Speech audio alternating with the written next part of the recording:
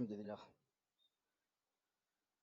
نحمده ونستعينه ونؤمن به ونتوكل عليه ونعوذ بالله من شرور أنفسنا ومن سيئات أعمالنا من يهده الله فلا مضل له ومن يضلل فلا هادي له وأشهد أن لا إله إلا الله وحده لا شريك له وأشهد أن محمدا عبده ورسوله أرسله بالهدى ودين الحق ليظهره على الدين كله ولو كره المشركون اللهم صل على محمد وعلى آل محمد كما صليت على إبراهيم وعلى آل إبراهيم إنك حميد مجيد اللهم بارك على محمد وعلى آل محمد كما باركت على إبراهيم وعلى آل إبراهيم إنك حميد مجيد أما بعد فإن خير الكلام كلام الله وخير السنن سنن محمد صلى الله عليه وسلم وشر الأمور محدثاتها وكل محدثة بدعة وكل بدعة ضلالة وكل ضلالة في النار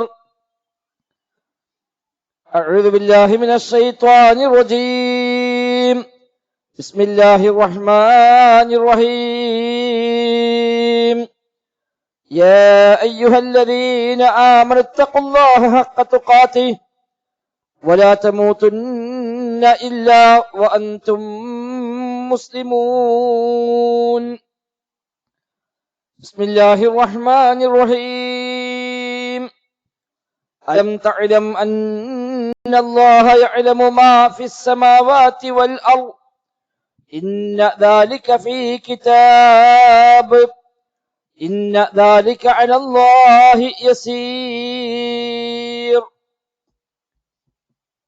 സത്യ വിശ്വാസികളെ റഹ്മാനായ റബ്ബ് സുബ്ഹാനഹു വ തആലയുടെ നിയമനിർദ്ദേശങ്ങൾ കഴിവിന്റെ പരമാവധി ജീവിതത്തിൽ പാലിക്കുവാൻ പരിശ്രമിച്ചുകൊണ്ട് മുത്തഖീങ്ങളായി ജീവിക്കണേ എന്ന് പ്രത്യേകമായി ഓർമ്മപ്പെടുത്തുകയാണ്. റബ്ബ് സുബ്ഹാനഹു വ തആല നമുക്കെല്ലാം തൗഫീഖ് പ്രദാനം ചെയ്യുമാറാവട്ടെ. ജീവിതത്തിൻ്റെ എല്ലാ മേഖലയിലും അല്ലാഹു സുബ്ഹാനഹു വ തആല ഖൈറും ബറക്കത്തും നമ്മിലെല്ലാം ധാരാളമായി വർഷിക്കുമാറാവട്ടെ. ദുആ ചെയ്യാൻ പ്രത്യേകമായി പറഞ്ഞേൽപ്പിച്ച ഒന്ന് രണ്ട് സഹോദരന്മാരുണ്ട്. കഴിഞ്ഞ ദിവസങ്ങളിലായി വിട്ടുപിരിഞ്ഞ രണ്ട് സഹോദരങ്ങളുടെ ബന്ധുക്കൾ അവർക്ക് വേണ്ടി പ്രത്യേകം ദുആ ചെയ്യണമെന്ന് ആവശ്യപ്പെട്ടിട്ടുണ്ട്. റബ്ബ് സുബ്ഹാനഹു വ തആല എല്ലാവർക്കും ഖൈറും ബറക്കത്തും നൽകി അനുഗ്രഹിക്കുമാറാവട്ടെ. രോഗികൾക്ക് അല്ലാഹു ശിഫ പ്രദാനം ചെയ്യുമാറാവട്ടെ. മരണപ്പെട്ടു പോയ വിശ്വാസികൾക്കെല്ലാം റബ്ബ് സുബ്ഹാനഹു വ തആല മഗ്ഫിറത്തും റഹ്മത്തും നൽകി അനുഗ്രഹിക്കുമാറാവട്ടെ. ഒന്നാൾ കുറച്ച് ഇങ്ങോട്ട് കയറിയിരുന്നാൽ പിന്നീട് വരുന്ന ആൾക്ക് സൗകര്യമാണ്. വാതിലൂടെ ഫുള്ളാകുമ്പോൾ മേൽപോട്ട് കയറി പോകും. ആ ഭാഗം ഒഴിച്ചിട്ട് പിന്നെ വരുന്ന ആളുകൾക്ക് അവിടെ ഇരിക്കാൻ സൗകര്യമാകും. ഖുർആൻ സൂറത്ത് ഹജ്ജിലെ 70-ാമത്തെ വചനമാണ് ഓതി വെച്ചത്. കഴിഞ്ഞ ഖുതുബകളിലെല്ലാം ആവർത്തിച്ച് ഓർമ്മപ്പെടുത്തിയതുപോലെ അല്ലാഹു സുബ്ഹാനഹു വ തആലയുടെ ഖദാ ഖദറാണ് ലോകത്തെ ഏതു മേഖലയിലും ഏതു കാര്യങ്ങളിലും എല്ലാം അടിസ്ഥാനമായി വർത്തിക്കുന്നത്. ആ ഖദായിൽ തൃപ്തിപ്പെടുക എന്നത് ഈമാനിന്റെ പൂർത്തീകരണമാണ്. അല്ല, ഈമാൻ ശരിയാവാൻ അനിവാര്യമായി ഉണ്ടാകേണ്ട കാര്യം തന്നെയാണ്. പ്രഗത്ഭനായ സ്വഹാബി വര്യൻ ഉബാദത്ത് ഇബ്നു സ്വാമിത്ത് റളിയല്ലാഹു അൻഹു അദ്ദേഹം മരണശയ്യയിൽ കിടക്കുമ്പോൾ മകൻ വലീദ് വാപ്പയോട് പറയുന്നു, വാപ്പ എനിക്ക് ചില ഉപദേശങ്ങൾ നൽകണം, ഔസിനി, വല്ല വസിയത്തുമുണ്ടെങ്കിൽ നൽകണം.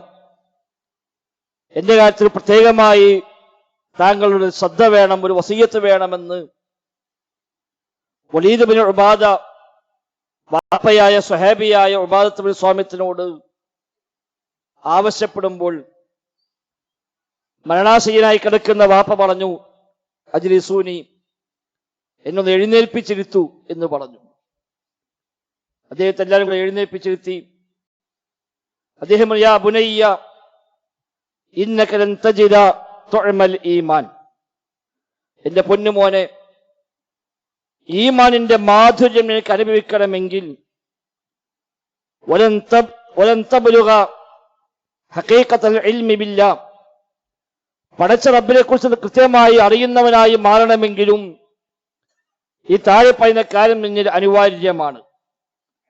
അഥവാ ഹത്താ തുഅ്മിന ബിൽ ഖദരി ഖൈരിഹി വശർരിഹി, നീ ഖദറിൽ വിശ്വസിച്ചെങ്കിലല്ലാതെ, ഖൈറും ശർറുമായ ഖദറിൽ നീ വിശ്വസിച്ചെങ്കിലല്ലാതെ നിനക്കൊരിക്കലും ഈമാനിന്റെ മാധുര്യം അനുഭവിക്കാനാവില്ല, പടച്ച റബ്ബിനെ കുറിച്ച് കൃത്യമായി അറിഞ്ഞവനായി മാറുകയുമില്ല. അതാണ് സ്വഹാബിയായ വാപ്പ മകൻ നൽകിയ വസിയ്യത്ത്. മകൻ ചോദിച്ചു, വാപ്പ, എങ്ങനെയാണ് അള്ളാഹുവിന്റെ ഖദാഇൽ ഖൈറും ശർറുമായ ഖദറിൽ എങ്ങനെയാണ് വിശ്വസിക്കേണ്ടത് എന്ന് ചോദിച്ചപ്പോൾ വാപ്പ വിശദീകരിച്ചു കൊടുത്തു, തഅലം അന്നമാ അഖ്തഅക ലം തകുൻ യുസീബക, നിന്നെ ബാധിക്കാതെ പോയ ഏതൊരു കാര്യവും അത് നിന്നെ ബാധിക്കാൻ ഉള്ളതായിരുന്നില്ല എന്ന് എനിക്ക് ബോധ്യം വേണം. വമാ അസ്വാബക ലം യകുൻ ലിയുഖ്തിഅക, എനിക്ക് ബാധിച്ച വല്ല കാര്യവുമുണ്ടെങ്കിൽ അതൊരിക്കലും ബാധിക്കാതെ ഒഴിഞ്ഞു പോകാനുള്ള കാര്യവുമായിരുന്നില്ല. എനിക്ക് ബാധിക്കണമെന്ന് റബ്ബ് കണക്കാക്കിയത് എനിക്ക് ബാധിക്കുകയുള്ളൂ. എനിക്ക് ബാധിക്കേണ്ടതില്ല എന്ന് റബ്ബ് നിശ്ചയിച്ചൊരു കാര്യം അതൊട്ട് ബാധിക്കുകയുമില്ല. ആ നിലയ്ക്ക് നീ അത് മനസ്സിലാക്കേണ്ടതുണ്ട്. യാ ബുനയ്യ ഇന്നി സമഅ്തു റസൂലുള്ളാഹി സ്വല്ലല്ലാഹു അലൈഹി വസല്ലമ യഖൂൽ, എന്റെ പൊന്നുമോനെ, നബി തങ്ങൾ പറയുന്നതായി ഞാൻ കേട്ടിട്ടുണ്ട്, ഇന്ന അവ്വല മാ ഖലഖല്ലാഹുൽ ഖലമ, അല്ലാഹു തആല ആദ്യമായി സൃഷ്ടിച്ചത് കലമാണ്, പേനയാണ്. പലരും വിചാരിക്കുന്ന പോലെ നബി പ്രകാശമല്ല ആദ്യത്തെ സൃഷ്ടി. നബി തങ്ങൾ അല്ലാഹു തആല ആദ്യമായി സൃഷ്ടിച്ചത് അൽ ഖലം, പേനയാണ്. എന്നിട്ട് അല്ലാഹു തആല പേനയോട് പറഞ്ഞു, നീ രേഖപ്പെടുത്തണം, ഉക്തുബ്, നീ എഴുതണം, രേഖപ്പെടുത്തണം എന്ന് പറഞ്ഞു. അങ്ങനെ പേന രേഖപ്പെടുത്തി. ഫജറാ ബിതിൽക الساعة بما هو كائن إلى يوم القيامة, അന്ത്യനാൾ വരെ എന്തെല്ലാം സംഭവിക്കാനുണ്ടോ അത് മുഴുവനും ആ പേന രേഖപ്പെടുത്തി കഴിഞ്ഞു എന്ന് നബി തങ്ങൾ പറയുന്നത് മോനെ ഞാൻ കേട്ടിട്ടുണ്ട്. യാ ബുനയ്യ ഇന്നക ഇമ്മിത്ത വലസ്ത അലാ ദാലിക ദഖൽത النار, എന്റെ പൊന്നുമോനെ, ഈ വിശ്വാസത്തിലല്ല നീ മരിക്കുന്നതെങ്കിൽ നീ നരകത്തിൽ പ്രവേശിക്കുമെന്ന് കൂടി വാപ്പ അവസാന സമയത്ത് മകന് നൽകിയ വസിയ്യത്താണ്. പടച്ച റബ്ബിന്റെ ഖദാ ഖദർ, അതാണ് അടിസ്ഥാനം. നമുക്ക് ബാധിക്കുന്ന ഖൈറാവട്ടെ ശർറാവട്ടെ എന്താണെങ്കിലും റഹ്മാനായ റബ്ബിന്റെ ഖദാഉം അവന്റെ ഖദറും അവന്റെ ഹിക്മത്ത് പ്രകാരം മാത്രമാണ് അതെല്ലാം സംഭവിക്കുന്നത്. അത് ഏതു മേഖലയാണെങ്കിലും ശരി, നമ്മുടെ എന്ത് കാര്യവും ഏത് കാര്യവും, എന്റെ ഞാൻ മാത്രം ഇങ്ങനെയായി, എന്റെ കുടുംബത്തിൽ ആരും അങ്ങനെയല്ല, എന്നെ മാത്രം റബ്ബ് ഇങ്ങനെയാക്കി, അതൊന്നും വിചാരിക്കേണ്ടതില്ല. അതൊക്കെ ഖദറിന്റെ തൃപ്തി, മൻ റളിയ ബില്ലാഹി റബ്ബൻ എന്ന് പറഞ്ഞതിന്റെ വിശദാംശങ്ങളിൽ ഇതെല്ലാം ഉൾപ്പെടുമെന്നാണ്. അള്ളാഹുവിനെ റബ്ബായി തൃപ്തിപ്പെടുക എന്ന് പറഞ്ഞാൽ വിശ്വസിക്കുക എന്നല്ല നബി തങ്ങൾ അവിടെ പറഞ്ഞത്. ഈമാന്റെ മാധുര്യം ലഭിക്കാൻ ഈമാനിന്റെ മാധുര്യം അനുഭവിക്കണമെങ്കിൽ 3 കാര്യം ഉണ്ടാകണം എന്ന് പറഞ്ഞത്. ഒന്ന് നബി തങ്ങൾ പറഞ്ഞത് മൻ റളിയ ബില്ലാഹി റബ്ബ, അള്ളാഹുവിനെ റബ്ബായി തൃപ്തിപ്പെടുക എന്നാണ്. വിശ്വസിക്കുക എന്നല്ല, വിശ്വസിച്ചുകൊണ്ട് മാത്രം ആ മാധുര്യം ഉണ്ടാകണമെന്നില്ല, തൃപ്തിപ്പെടുക. അപ്പൊ എന്റെ റബ്ബ് എങ്ങനെയാണോ പഠിച്ചത് അതിൽ എന്റെ റബ്ബിന് ചില ഉദ്ദേശമുണ്ട്, അതിൽ തൃപ്തിപ്പെടുന്നു. ഏത് നാട്ടിലായാലും ഏത് കോലത്തിലായാലും എങ്ങനെയായാലും ശരി, എന്റെ റബ്ബിന് കണക്കാക്കിയത് ഒരുപക്ഷെ എനിക്കത് ശർറായി തോന്നുമെങ്കിലും എനിക്ക് റബ്ബ് നിശ്ചയിച്ചതിൽ ഞാൻ തൃപ്തിപ്പെടുന്നു, റബ്ബ് തന്നതിൽ ഞാൻ സംതൃപ്തനാകുന്നു.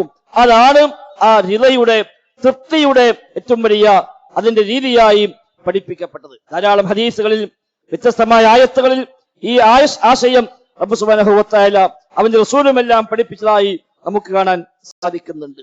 ഇബ്നു മസ്ഊദ് റളിയല്ലാഹു അൻഹു പറഞ്ഞു, ജീവിതത്തിൽ ഒരിക്കലും ഏതു കാര്യത്തിനും ലൈതഹു ലം യകുൻ ഔ ലിശൈഇൻ ലം യകുൻ ലൈതഹു കാന, സംഭവിച്ച ഒരു കാര്യത്തിന് അത് ഉണ്ടായിരുന്നില്ലെങ്കിൽ, അല്ലെങ്കിൽ ഉണ്ടായിട്ടില്ലാത്ത കാര്യത്തിന് അത് കിട്ടിയിരുന്നുവെങ്കിൽ എന്ന് പറയാതിരിക്കലാണ് എനിക്ക് മറ്റെന്തിനേക്കാളും ഇഷ്ടപ്പെട്ടത് എന്നാണ്. മറ്റേതിനേക്കാളും എനിക്ക് ഇഷ്ടം അതാണ്. ഒരു കാര്യം നടക്കാതെ പോയാൽ നടന്നിരുന്നുവെങ്കിൽ, അതങ്ങനെ ആയിരുന്നുവെങ്കിൽ, ഞാൻ അന്ന് പഠിച്ചിരുന്നുവെങ്കിൽ, അന്ന് ഞാൻ അവിടെ പോയിരുന്നുവെങ്കിൽ, അതൊക്കെ ഇതിന്റെ കുറവാണ് അറിയിക്കുന്നത്. നമുക്കത് പോകാൻ റബ്ബ് തീരുമാനിച്ചിട്ടുണ്ടെങ്കിൽ നമ്മൾ പോയിട്ടുണ്ടാകും. റബ്ബ് പോകാൻ തീരുമാനിച്ചിട്ടില്ല, അതുകൊണ്ട് നമ്മൾ പോയിട്ടുമില്ല.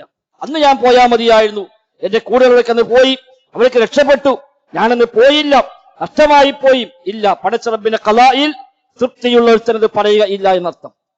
അതാണ് ഇബ്നു മസ്ഊദ് പറഞ്ഞത്, ജീവിതത്തിൽ എനിക്ക് സംഭവിച്ച ഏതു കാര്യത്തിനും അത് ഉണ്ടായിട്ടില്ലായിരുന്നുവെങ്കിൽ എന്ന് പറയാതിരിക്കുക.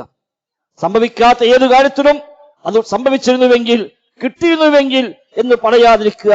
അതാണ് അഹബ്ബു ഇലയ്യ, എനിക്ക് ഏറ്റവും പ്രിയപ്പെട്ടത് എന്ന് ഇബ്നു മസ്ഊദ് റളിയല്ലാഹു അൻഹു പറയുന്നുണ്ട്. അതേപോലെ ഉമർ ബിൻ അബ്ദുൽ അസീസ് റഹിമഹുല്ലാഹ് പറഞ്ഞു, അസ്ബഹതു വമാലി സുറൂറുൻ ഇല്ലാ ഫി മവാത്തിൻ ഖലാഇ വൽ ഖദർ, എനിക്ക് എന്റെ സന്തോഷം എന്നത് റബ്ബിന്റെ ഖലാ ഖദറിന്റെ കൂടെയാണ്. റബ്ബ് എന്ത് കണക്കാക്കിയോ അതെനിക്ക് സന്തോഷമാണ്, റബ്ബിനെക്ക് എന്ത് തന്നോ അതെനിക്ക് സന്തോഷമാണ്.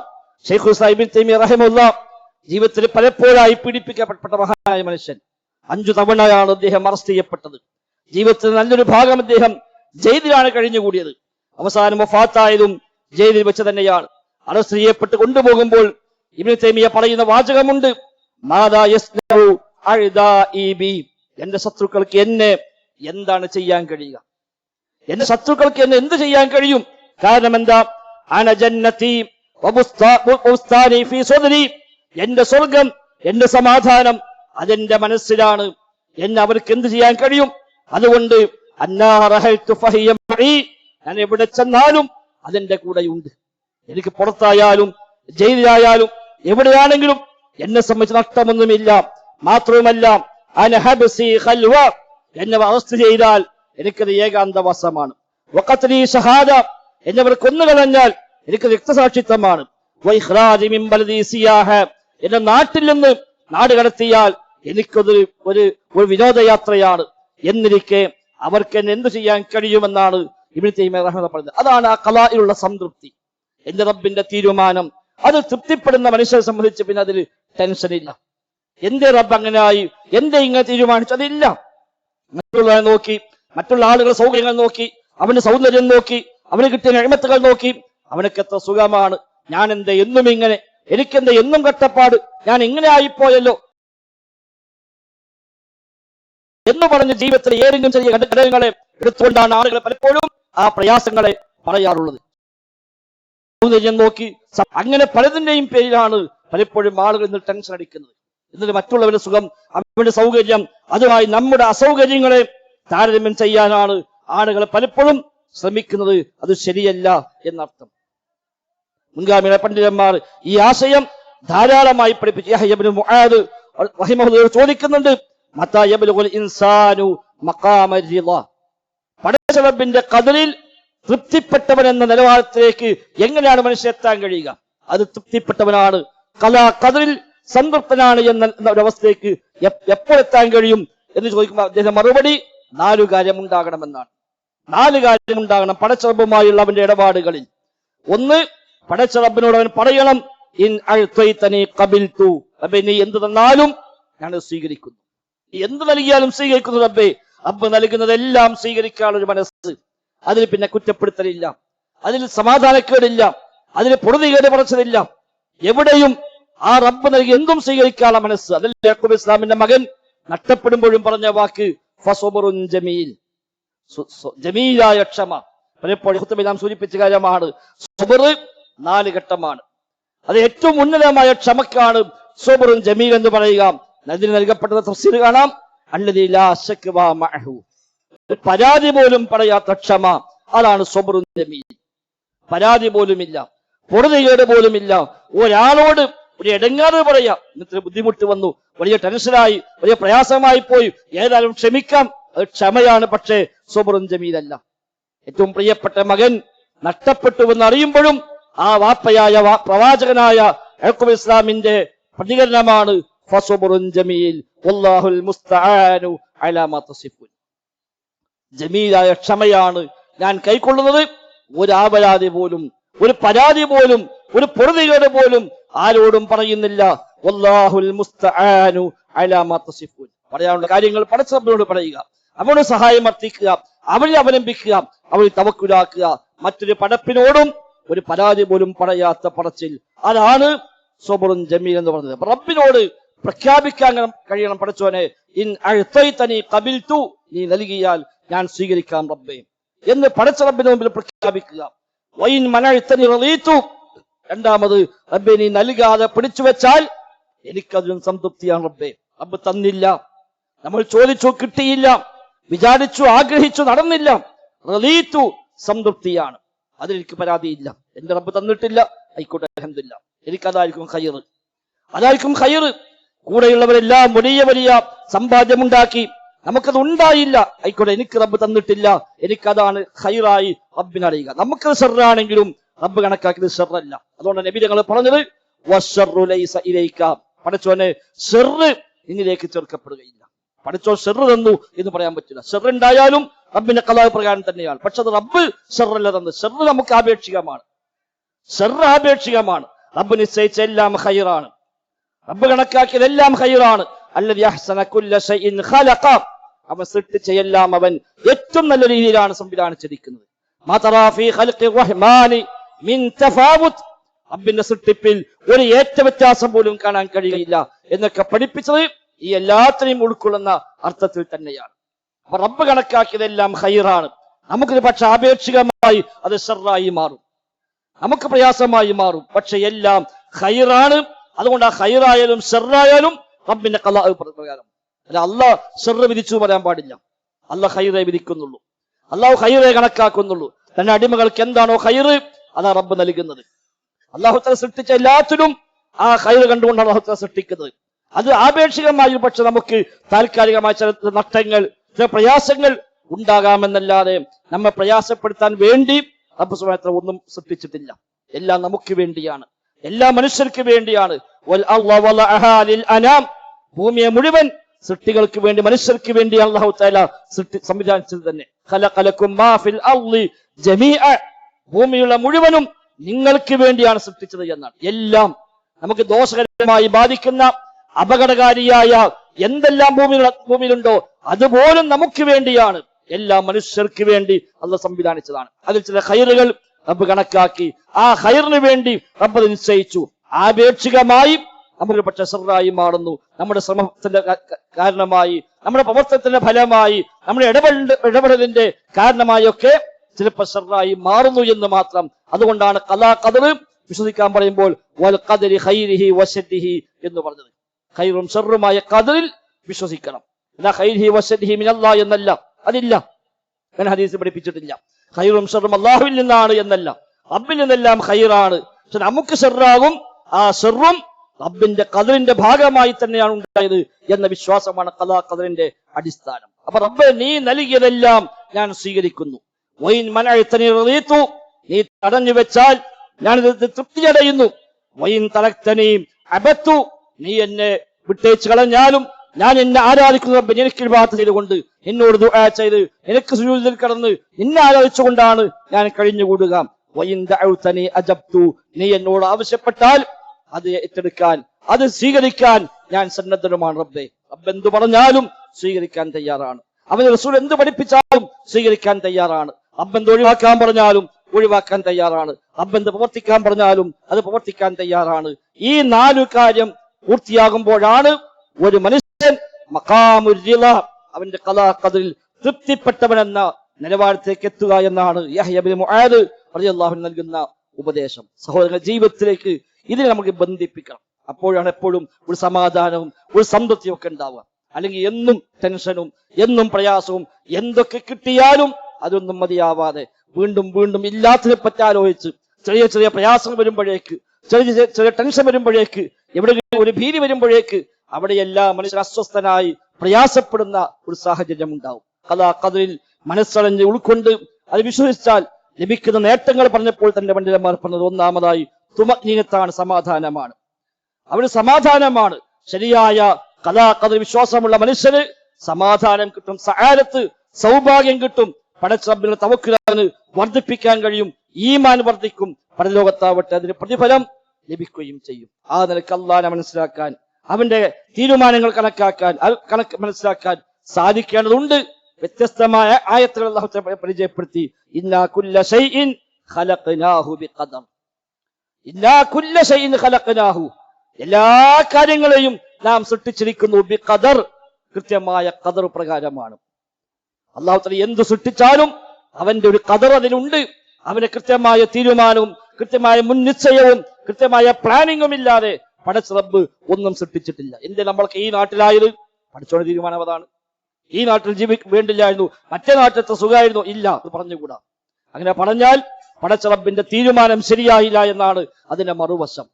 എന്റെ ഞാൻ ഇങ്ങനെ ആയത്, അൽഹംദുലില്ലാഹ് എന്റെ റബ്ബിന്റെ തീരുമാനം അങ്ങനെയാണ്. എന്തെനിക്ക് ഈ അവസ്ഥ വന്നത്, റബ്ബിന്റെ തീരുമാനം അങ്ങനെയാണ്. അതിലൊക്കെ തൃപ്തിപ്പെടുക, റബ്ബ് എന്ത് തന്നാലും തൃപ്തിപ്പെടുക. ഏത് കാര്യത്തിലും അത് ബാധകമാണ്. വകാന അംറുല്ലാഹി ഖദറൻ മഖ്ദൂറ, സൂറ അഹ്സാബിൽ അല്ലാഹു തആല പരിചയപ്പെടുത്തി. അവന്റെ കാര്യങ്ങളെല്ലാം ഖദറൻ മഖ്ദൂറ, ഖദർ നിശ്ചയിക്കപ്പെട്ടതാണ്, കണക്കാക്കപ്പെട്ട കണക്ക് പ്രകാരം തീരുമാനപ്രകാരം നടപ്പാക്കുന്ന കാര്യമാണ് എന്നാണ്. വഖലഖ കുല്ല ശൈഇൻ ഫഖദ്ദറഹു തഖ്ദീറ. വഖലഖ കുല്ല ശൈഇൻ, എല്ലാത്തിനെയും അല്ലാഹു തആല സൃഷ്ടിച്ചിരിക്കുന്നു. ഫഖദ്ദറഹു തഖ്ദീറ, അതെല്ലാം ഖദർ കണക്കാക്കുകയും ചെയ്തിരിക്കുന്നു. സൂറത്തുൽ ഫുർഖാനിലെ വചനമാണ്. അല്ലാഹ് പടക്കാത്ത ഒന്നുമില്ലല്ലോ ലോകത്ത്. നമ്മൾ അല്ലാഹുവിന്റെ പടപ്പുകളാണ്, നമ്മുടെ പ്രവൃത്തികൾ അല്ലാഹുവിന്റെ പടപ്പുകളാണ്. എന്റെ ഈ സംസാരം പോലും പടച്ച റബ്ബാണ് സൃഷ്ടിക്കുന്നത്. അല്ലാഹു ഖലഖകും വമാ തഅമലൂൻ, റബ്ബ് നിങ്ങളെ സൃഷ്ടിച്ചു, നിങ്ങൾ പ്രവർത്തിക്കുന്നതിനെയും അല്ലാഹു തആല സൃഷ്ടിച്ചു എന്ന് വിശുദ്ധ ഖുർആൻ പരിചയപ്പെടുത്തി. എല്ലാം അല്ലാഹുവിന്റെ സൃഷ്ടിയാണ്. നമ്മുടെ സംസാരം, നമ്മുടെ കേൾവി, നമ്മുടെ ചലനങ്ങൾ, നമ്മുടെ നടത്തം എല്ലാം പടച്ച റബ്ബാണ് സൃഷ്ടിക്കുന്നത്. അല്ലാഹ് നമ്മളെ മാത്രമല്ല സൃഷ്ടിച്ചത്, നമ്മുടെ പ്രവൃത്തികളെയും അല്ലാഹുവാണ് സൃഷ്ടിക്കുന്നത്. അതുകൊണ്ട് എല്ലാം റബ്ബിന്റെ സൃഷ്ടിയാണ്. അത് വഖലഖ കുല്ല ശൈഇൻ, എല്ലാ കാര്യങ്ങളെയും എല്ലാ വസ്തുക്കളെയും അല്ലാഹു തആല സൃഷ്ടിച്ചിരിക്കുന്നു. ഫഖദ്ദറഹു തഖ്ദീറ, സൃഷ്ടിക്കുക മാത്രമല്ല അതെല്ലാം കൃത്യമായ ഖദർ, കൃത്യമായ തോത്, ഒരു അളവ്, ഒരു കണക്ക്, ഒരു വിധി അല്ലാഹു തആല വിധിക്കുകയും ചെയ്തിരിക്കുന്നുവെന്നാണ് വിശുദ്ധ ഖുർആൻ സൂറ ഹജ്ജിൽ ഓതി വെച്ച ആയത്തിൽ അല്ലാഹു തആല ചോദിക്കുന്നത്. അലം തഅലം, നിനക്കറിയില്ലേ, അന്നല്ലാഹ യഅലമു മാ ഫിസ് സമാവാതി വൽ അർദ്, അല്ലാഹു തആല ആകാശങ്ങളെ മുഴുവനും റബ്ബ് അറിയുന്നു, ഭൂമിയിലുള്ള മുഴുവനും അല്ലാഹു അറിയുന്നു. ഇന്ന ദാലിക ഫീ കിതാബ്, അറിയുന്നു എന്ന് മാത്രമല്ല അതെല്ലാം ഒരു രേഖയിലുണ്ട് താനും. ആകാശ ലോകങ്ങളിൽ എന്തെല്ലാം സംഭവിക്കുന്നുവോ, എന്തെല്ലാം പ്രവർത്തിക്കുന്നുവോ, ആരെല്ലാം ജീവിക്കുന്നുവോ, എന്തെല്ലാം കാര്യങ്ങൾ നടക്കുന്നുവോ എല്ലാം അല്ലാഹു തആല അറിയുന്നു. ഭൂമിയുടെ ഏതു ഭാഗത്തും എന്നും എവിടെയും എന്തൊക്കെ നടന്നാലും ശരി അല്ലാഹു തആല അറിയുന്നു എന്ന് മാത്രമല്ല ഇന്ന ദാലിക ഫീ കിതാബ്, അതെല്ലാം ഒരു രേഖയിൽ ഉണ്ട് താനും. അല്ലാഹു വിശദമായി പറഞ്ഞു, വമാ തസ്ഖുതു മിൻ വറഖ, ഒരു ഇല താഴോട്ട് വീഴുന്നുവെങ്കിൽ അതുപോലും പടച്ച റബ്ബിന്റെ രേഖയില്ലാതെ പോകുന്നില്ല. ലക്ഷക്കണക്കായ ഇലകൾ, കോടിക്കണക്കായ ഇലകൾ ഓരോ നിമിഷത്തിലും അടുത്തുനിന്ന് താഴോട്ട് വീഴുന്നുവെങ്കിൽ അതുപോലും പടച്ച റബ്ബിന്റെ രേഖയിൽ രേഖപ്പെട്ടിട്ടുണ്ട് എന്ന് വിശുദ്ധ ഖുർആൻ അല്ലാഹു തആല പഠിപ്പിക്കുന്നുണ്ട്. ഇന്ന ദാലിക അലല്ലാഹി യസീർ, അതെല്ലാം അല്ലാഹു തആലക്ക് എളുപ്പമാണ്. പടച്ച റബ്ബിന് അതെല്ലാം എളുപ്പമാണ്. കാരണം അവനാണ് അതെല്ലാം സൃഷ്ടിച്ചവൻ, അവന്റെ പടപ്പാണ് മുഴുവനും, അവന്റെ സൃഷ്ടിയാണ് മുഴുവനും. ആ എല്ലാത്തിനെയും പ്രവൃത്തികൾ അവന്റെ സൃഷ്ടിയാണ്. അതുകൊണ്ട് അവനത് പ്രയാസമില്ല. ആ നിലക്ക് മനസ്സിലായി പടച്ച റബ്ബിൽ തൃപ്തി അടയുക. റളിതു ബില്ലാഹി റബ്ബൻ, അല്ലാഹുവിനെ റബ്ബായി തൃപ്തിപ്പെടുക എന്ന് പറഞ്ഞത് ഒരു അല്ലാഹ് തൃപ്തിപ്പെടൽ മാത്രമല്ല, ഒരു അല്ലാഹ് അംഗീകരിച്ചു കൊടുക്കൽ മാത്രമല്ല. നമ്മൾ അംഗീകരിച്ചാലും ഇല്ലെങ്കിലും അല്ലാഹു തആല സത്യമാണ്, നമ്മൾ വിശ്വസിച്ചാലും ഇല്ലെങ്കിലും പടച്ച റബ്ബ് സത്യമാണ്. പക്ഷെ ആ റബ്ബിനെ റബ്ബായി തൃപ്തിപ്പെടുക, ഈമാന്റെ മാധുര്യം, ടേസ്റ്റ്, ഈമാനിന്റെ മാധുര്യം അനുഭവിക്കാനുള്ള 3 കാര്യങ്ങൾ ഒന്ന് നബി ഞങ്ങളെ പഠിപ്പിച്ചതാണ്. എങ്കിൽ ആ നിലയ്ക്ക് ഉൾക്കൊള്ളാൻ പരിശ്രമിക്കുക. റബ്ബ് സുബ്ഹാനഹു വ തആല ഖൈറും ബർക്കത്തും നൽകി അനുഗ്രഹിക്കുമാറാവട്ടെ.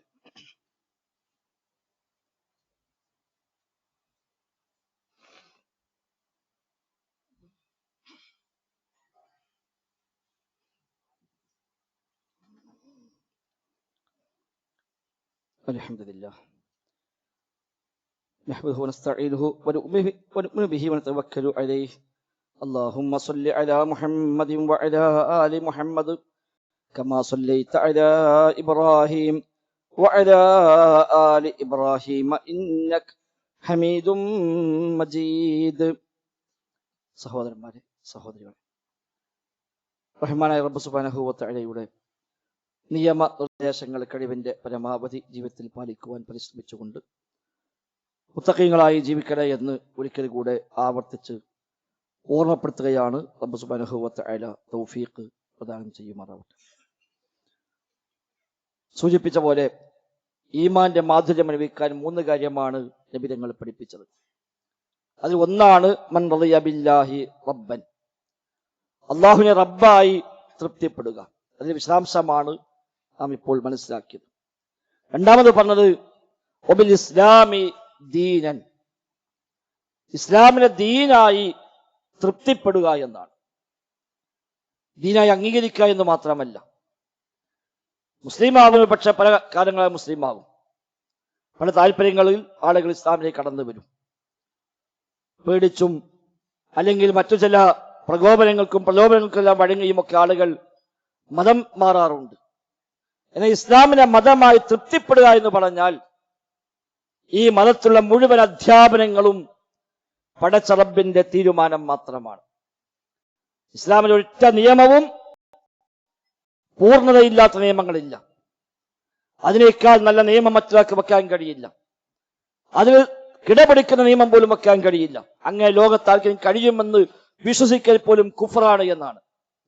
ഇസ്ലാമിന്റെ നിയമങ്ങളെക്കാളും നല്ല നിയമങ്ങൾ ലോകത്തെ പലയിടത്തുമുണ്ട് എന്ന് തോന്നുന്നുവെങ്കിൽ അത് കുഫറിന്റെ അടയാളമാണ്. ഇസ്ലാമൊന്നല്ല വേണ്ടത്. അതൊക്കെ അതിനേക്കാൾ നല്ല, എത്രയോ നല്ല നല്ല ഭരണഘടനകൾ, അതിനേക്കാൾ നല്ല നല്ല നിയമങ്ങൾ ലോകത്തെവിടെയെല്ലാം ഉണ്ട്? ഇല്ല, എവിടെയുമില്ല.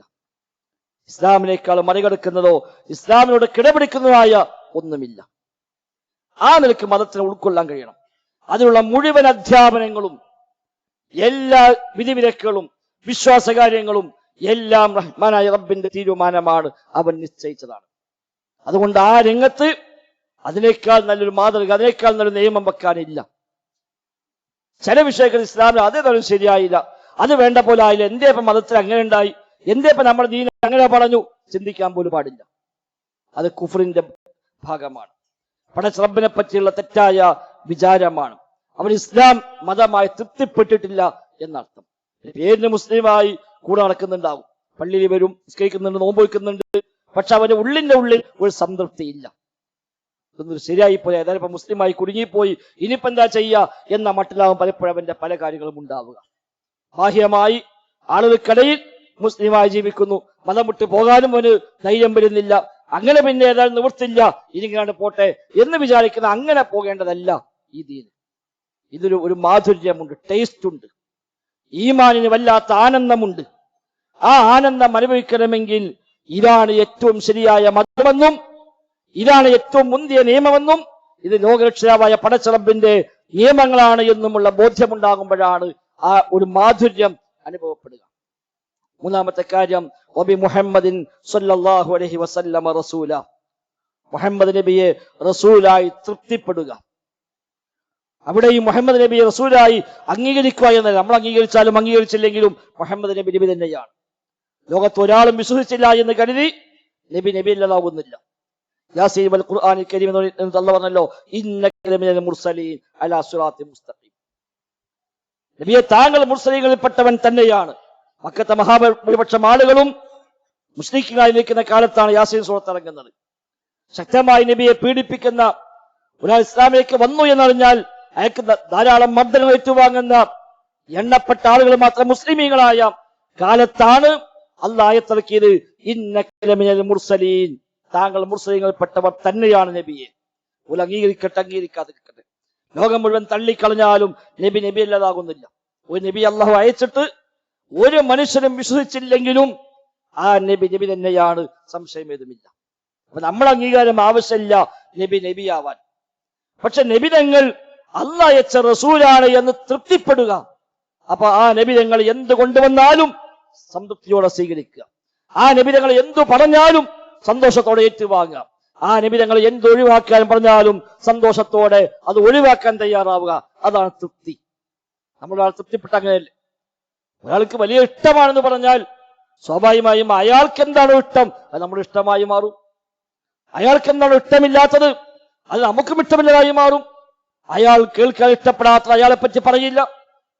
അയാൾ അറിയാൻ ആഗ്രഹിക്കുന്നത് അയാളെ പറ്റി പറയില്ല. അയാൾക്ക് ഇഷ്ടവും സന്തോഷമുള്ളത് മാത്രമാണ് നമ്മുടെ ഇഷ്ടമായി മാറുക. അതാണ് നബി തങ്ങൾ പറഞ്ഞത്, സ്വന്തത്തേക്കാൾ, മാതാപിതാക്കളെക്കാൾ, മക്കളെക്കാൾ ഞാൻ പ്രിയപ്പെട്ടവനായി മാറുമ്പോഴേ ഈമാൻ പൂർത്തിയാവുകയുള്ളൂ എന്ന്. അല്ലെങ്കിൽ ഈമാൻ പൂർത്തിയാവില്ല. ആ നബിയെ നബിയായി തൃപ്തിപ്പെടുക. സ്വഹാബത്ത് നബിയോട് പറഞ്ഞുവല്ലോ, നബിയെ താങ്കൾ ഞങ്ങളോട് ഈ സമുദ്രത്തിലേക്ക് ഇറങ്ങാൻ പറഞ്ഞാലും ഞങ്ങൾ കൂടെ ഇറങ്ങാൻ തയ്യാറാണ് നബിയെ. മൂസാ നബിയോട് ആളുകൾ പറഞ്ഞ പോലെ ഞങ്ങൾ പറയുക ഇല്ല എന്ന് സ്വഹാബത്ത് പറയുന്ന സന്ദർഭമുണ്ട്. സമുദ്രത്തിൽ ഇറങ്ങാൻ വേണ്ടി തയ്യാറാകുമ്പോൾ നബി ഞങ്ങൾക്ക് തോന്നി പ്രയാസമുള്ള സമയമാണ്, പട്ടിണിയാണ്, ചൂടുള്ള സമയമാണ്. സ്വഹാബത്ത് എത്ര കണ്ട് തയ്യാറാകുമെന്ന് ഒരു ആശങ്കയുണ്ടായപ്പോഴാണ് നബി ഞങ്ങൾ ചോദിച്ചത്. സ്വഹാബത്ത് പറഞ്ഞു, ഇല്ല നബിയെ, ആശങ്ക വേണ്ട. മൂസാ നബിയോട് പണ്ട് ആളുകൾ പറഞ്ഞ വാക്കുണ്ട്, ഇദ്ഹബ് അൻത വറബ്ബുക ഫഖാതിലാ ഇന്നാ ഹാഹുനാ ഖാഇദൂൻ. മൂസാ നബി ഇസ്ലാം യുദ്ധത്തിന് ആഹ്വാനം ചെയ്തപ്പോ കൂടെയുള്ള ആളുകൾ പറഞ്ഞു മൂസാ ഇസ്ലാമോട്, അല്ല കൂടെ അല്ലാണ്ട് ഉറപ്പല്ലേ? ഉറപ്പാണ്. എങ്കിൽ നീയും അല്ലാഹും പോയി യുദ്ധം ചെയ്യുക, ഞങ്ങൾ കാത്തിരിക്കാം എന്ന് പറഞ്ഞ ധിക്കാരം ചെയ്തവരാണ് മൂസാ നബിയുടെ അനുയായികൾ. സ്വഹാബത്ത് പറഞ്ഞു, നബി അവര് പറഞ്ഞ പോലെ ഞങ്ങൾ പറയില്ല. ഞങ്ങൾ പറയാ ഇദ്ഹബ് അൻത വറബ്ബുക ഫഖാതിലാ ഇന്നാ മഅകുമാ മുഖാതിലൂൻ, ഞങ്ങളുമുണ്ട് കൂടെ എന്ന് ഞങ്ങൾ പറയുകയുള്ളൂ. നിങ്ങൾ ഞങ്ങളോട് ഈ കടലിലേക്ക് ഇറങ്ങാൻ പറഞ്ഞാലും ഇറങ്ങാൻ ഞങ്ങൾ തയ്യാറാണ് എന്ന് പ്രഖ്യാപിച്ച സ്വഹാബത്ത്. അതാണ് ആ റിള. മുഹമ്മദ് നബി നബിയാണ് എന്ന് 100% ബോധ്യമാകുകയും അത് മനസ്സറിഞ്ഞ് തൃപ്തിപ്പെട്ട് സ്വീകരിക്കുകയും ചെയ്യാൻ കഴിയുമെങ്കിൽ നബി തങ്ങൾ പറഞ്ഞു എന്ന് ബോധ്യമായി കഴിഞ്ഞാൽ പിന്നെ സംശയമല്ല. അല്ലെങ്കിൽ എന്തേ നബി അങ്ങനെ പറഞ്ഞത്, എന്തേ ഹദീസ് അങ്ങനെ ഉണ്ടായത്, അത് ശരിയായില്ലല്ലോ, ആ ഹദീസ് ഏതായാലും എന്തോ പ്രശ്നമുണ്ട്, അതൊന്നുമല്ല. അതൊക്കെ ഈ സംതൃപ്തിയിൽ വരുന്ന കുറവില്ലെന്നാണ് ആ ചിന്തയെല്ലാം ഉണ്ടാവുക. നബി തങ്ങൾ പറഞ്ഞത് ഉറപ്പുണ്ടെങ്കിൽ പിന്നെ ചോദ്യമില്ല. സമിഅനാ വഅതഅനാ, കേട്ടു, അനുസരിച്ചു, അതാണ് വിശ്വാസം. ഈ 3 കാര്യം ഒരാൾ പൂർത്തിയായാൽ ഈമാൻ, ഈമാനിന്റെ മാധുര്യം അവൻ അനുഭവിക്കാൻ, ആസ്വദിക്കാൻ കഴിയുമെന്ന് റസൂലുള്ളാഹി സ്വല്ലല്ലാഹു അലൈഹി വസല്ലം. ആ ലക്ഷ്യമാണ് സഹോദരന്മാരെ നമുക്കുണ്ടാവേണ്ടത്. മനസ്സറിഞ്ഞ് മതത്തെ ഉൾക്കൊള്ളുക. എല്ലാവരും മതത്തെ തള്ളിക്കളയുമ്പോൾ, എല്ലാവരും ഇതിനെ പുച്ഛിക്കുമ്പോൾ, എല്ലാവരും ചവിട്ടി മതിക്കുമ്പോൾ, ഹദീസുകളെ, വിശുദ്ധ ഖുർആനിനെ, ഇസ്ലാമിക അധ്യാപനങ്ങളെ എല്ലാവരും ചവിട്ടി മതിച്ചില്ലാതാക്കാനും ഇസ്ലാമൊന്നും ഇക്കാലത്തേക്ക് പറ്റിയതല്ല എന്ന മട്ടിൽ ഇതൊക്കെ പഴഞ്ചനാണ്, 6-ാം നൂറ്റാണ്ടാണെന്നൊക്കെ പറഞ്ഞ് ആക്ഷേപിക്കാൻ മുന്നോട്ട് വരുമ്പോൾ അല്ല, ഇത് ഇസ്സത്തോടുകൂടി, പ്രതാപത്തോടുകൂടി, സന്തോഷത്തോടുകൂടി ഏറ്റെടുക്കുന്ന ആളുകളായി മാറാൻ നമുക്ക് സാധിക്കേണ്ടതുണ്ട്. റബ്ബ് സുബ്ഹാനഹു വ തആല മതമാത്മാർത്ഥമായി ഉൾക്കൊള്ളുന്ന മുവഹിദുകളായ വിശ്വാസികൾ, മുത്തഖീങ്ങളിൽ നമ്മെ എല്ലാം ഉൾപ്പെടുത്തി അനുഗ്രഹിക്കുമാറാവട്ടെ. അല്ലാഹുമ്മ റബ്ബനാ ആതിനാ ഫിദ്ദുനിയ ഹസന വഫിൽ ആഖിറതി ഹസന വഖിനാ അദാബന്നാർ. اللهم اغفر للمؤمنين والمؤمنات والمسلمين والمسلمات الأحياء منهم والأموات إنك مجيب الدعوات وقاضي الحاجات. ربنا اصرف عنا عذاب جهنم إن عذابها كان غراما إنها ساءت مستقرا ومقاما. ربنا تقبل منا، ربنا تقبل منا، ربنا تقبل منا إنك أنت السميع العليم وتب علينا إنك أنت التواب الرحيم. وصلى الله وسلم على محمد وآله وصحبه أجمعين والحمد لله رب العالمين.